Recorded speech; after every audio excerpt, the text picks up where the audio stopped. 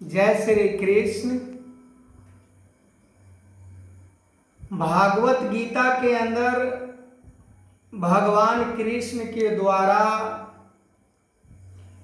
अर्जुन को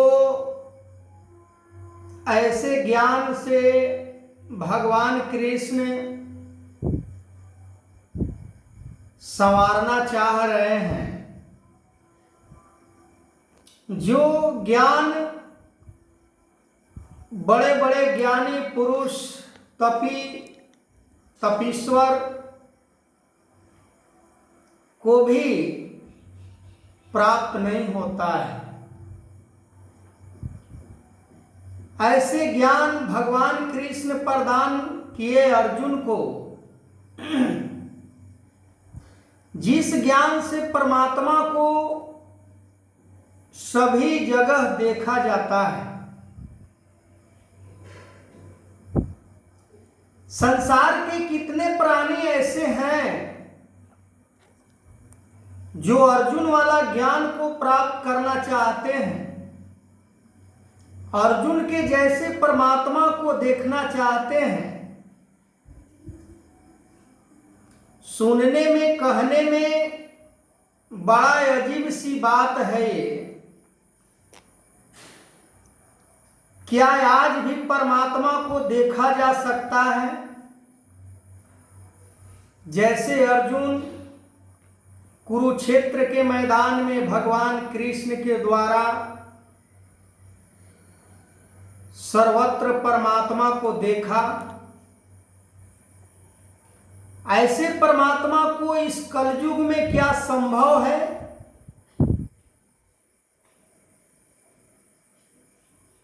जवाब है हाँ, संभव है।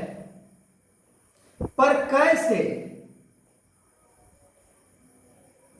परमात्मा को प्राप्त करने का कुछ सिद्धांत, रूल, सिस्टम है।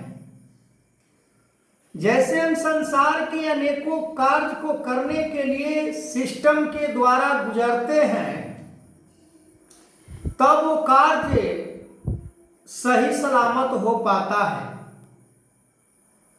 सही से ना करे तो वो काम बिगड़ भी जाता है।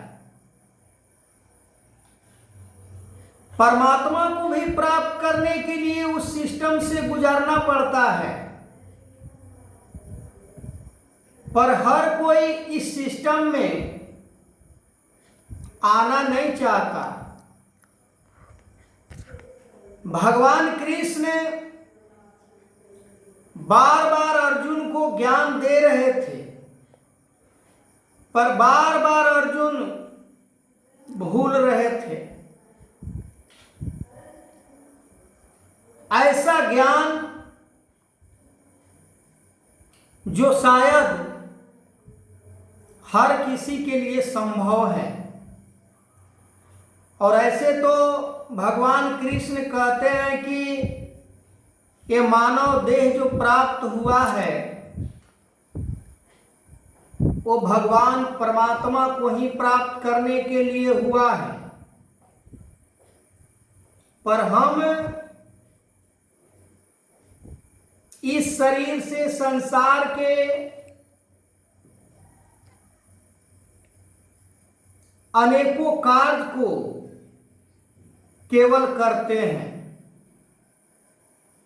जो कि सबसे पहले परमात्मा को प्राप्त करने वाला विधि को अपनाना था।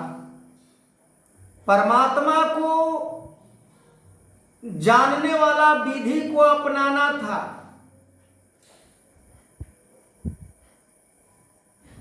हमें खोज करना था ऐसे तत्वदर्शी सतगुरु की, जो परमात्मा को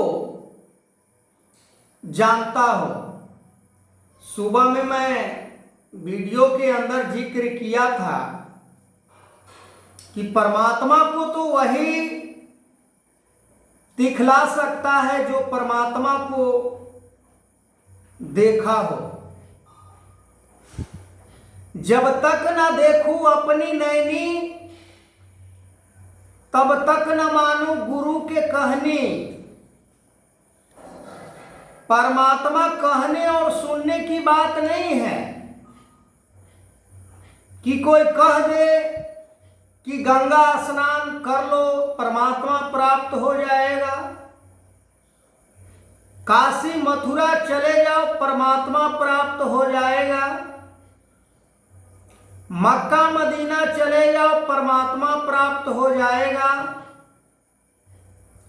अनेकों पूजा पाठ नियम व्रत कर लो परमात्मा प्राप्त हो जाएगा। तो ऐसी भी बात नहीं है। परमात्मा को प्राप्त एक पल में किया जा सकता है। भगवान राम जब वशिष्ठ मुनि का दरवाजा खटखटाते हैं तो अंदर से आवाज आता है कि कौन? तो भगवान स्वयं राम कहते हैं कि बस यही तो मैं जानने आया हूं गुरुदेव मुनिवर कि मैं कौन हूं। आए हो इस जहां में क्या काम है तुम्हारा, ठहरोगे किस मकान में, लौटोगे जब दोबारा। हमें यही पता तो चाहिए कि मैं हूं कौन। वही वशिष्ठ जी समझाते हैं कि आप तो तीनों लोक का स्वामी हैं, तीनों लोक के मालिक हैं, और आप हमसे पूछ रहे हैं कि हम कौन हैं।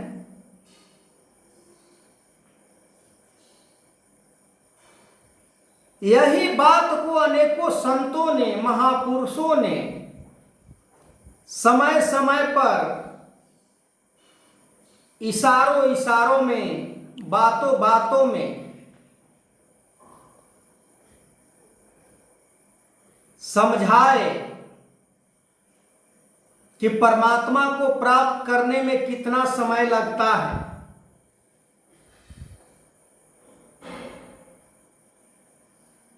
यदि हमें कहीं जाना है और हम चुपचाप बैठ जाएं, तो क्या हमें जहां जाना है वहां पहुंच जाएंगे? नहीं। तो परमात्मा को भी प्राप्त करने का जो साधन है, जो प्रक्रिया है, जो सिस्टम है, जो रूल है, जो विधि है, उस विधि को यदि हम नहीं अपनाएंगे, सिस्टम को नहीं अपनाएंगे,